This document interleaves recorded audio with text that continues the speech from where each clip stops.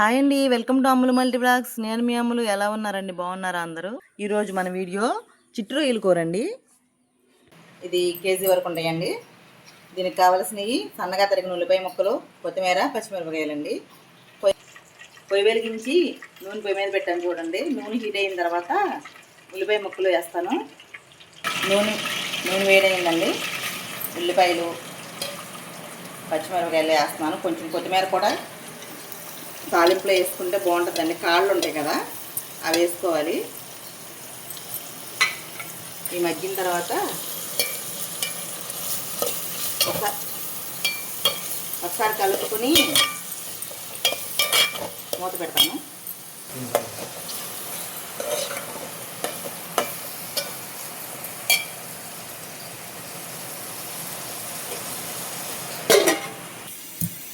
కొంచెం కచ్చాపచ్చాగా వెల్లుల్లిపాయ రెబ్బలు దంచుకోవాలండి. ఒక 4-5 వెల్లుల్లిపాయ రెబ్బలు దంచుకుని, ఇలా అయితే బాగుంటుందండి. కచ్చాపచ్చాగా దంచేస్తే చిట్టు రొయ్యల కూరలో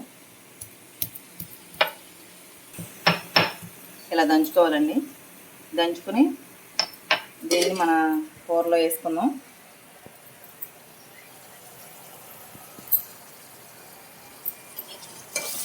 ఒకసారి కలిపి మూత పెట్టుకున్నామండి.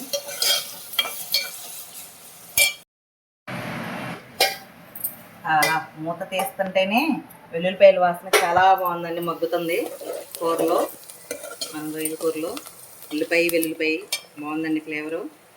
ఇప్పుడు 1 స్పూన్ వరకు అల్లం పేస్ట్ వేస్తున్నాను. చూడండి, అల్లం పేస్ట్ అండి. కూరలో వేసి కలుపుకోవాలి.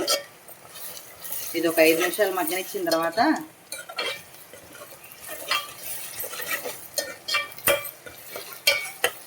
ఇప్పుడు మూత పెడుతున్నాను. ఒక 5 నిమిషాలు మగ్గనిద్దాం. 5 నిమిషాలు అయిపోయిందండి. అల్లం కూడా ఫ్రై అయిపోయింది. ఇప్పుడు ఉప్పు కారం వేస్తానండి, టేస్ట్ సరిపడినంత.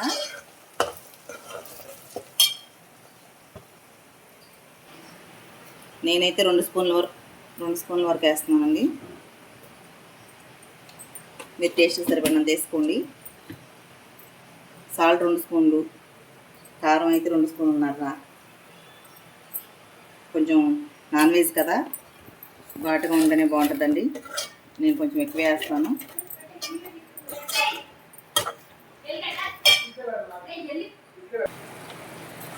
ఉప్పు కారం వేసి ఒకసారి కదిపి దీన్ని కూడా ఒక 5 నిమిషాలు మధ్య పెట్టుకుందామండి. మూత పెట్టేస్తున్నాను.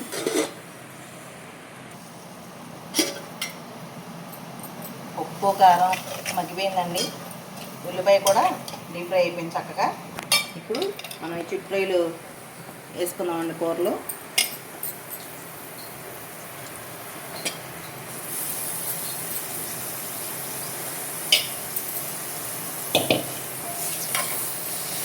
ఒకసారి కలుపుతున్నాను.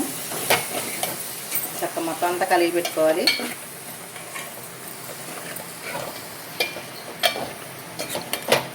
కలిగి పెట్టుకున్న తర్వాత మనం 10 నిమిషాల పాటు మూత పెట్టేసి దాన్ని మగ్గబెట్టుకున్నామండి. చూడండి,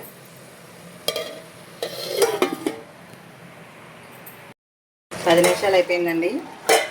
చక్కగా కూరలో నీళ్ళు ఊరిని ఒకసారి తిప్పుకొని కొంతసేపు మగ్గబెట్టుకుందాం. ఒకసారి ఇలా తిప్పుకొని మళ్ళీ కొంచెంసేపు మగ్గబెట్టుకుందామండి. తర్వాత నేను మూత పెట్టేశాను. చక్కగా మగ్గిపోయినాయండి. ఇప్పుడు ఇవి చూడండి, రొయ్యలు చక్కగా ఎంత మగ్గిపోయినాయో. ఇదిగోనండి ఎలా మగ్గిపోయినాయి రొయ్యలు చక్కగా. ఇప్పుడు 1 గ్లాస్ వాటర్ వరకు పోస్తున్నానండి. చక్కగా కలుపుకొని మూత పెట్టుకుంటే 10 నిమిషాల్లో కూర రెడీ అయిపోద్దండి. కూర రెడీ అయిపోయిందని చూపిస్తాను. చిట్టు రొయ్యలు కూర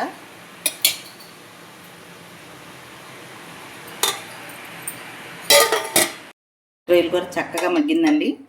ఇప్పుడు పొడి మసాలా వేసుకుంటున్నాను. దీన్ని కూడా 2 నిమిషాలు మగ్గపెట్టి 1 స్పూన్ వరకు వేసానండి. చక్క కలిగి తిప్పుకుని 2 నిమిషాలు మగ్గ పెట్టుకుందామండి. మూత పెడుతున్నాను. 2 నిమిషాలు మగ్గిపోయింది.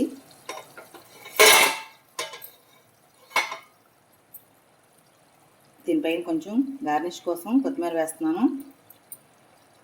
ఎంతో రుచికరమైన చిట్టి రొయ్యల కూర రెడీ అయిపోయిందండి. నా వీడియో నచ్చినట్టయితే లైక్ చేయండి, షేర్ చేయండి, సబ్స్క్రైబ్ చేయండి. Thank you for watching.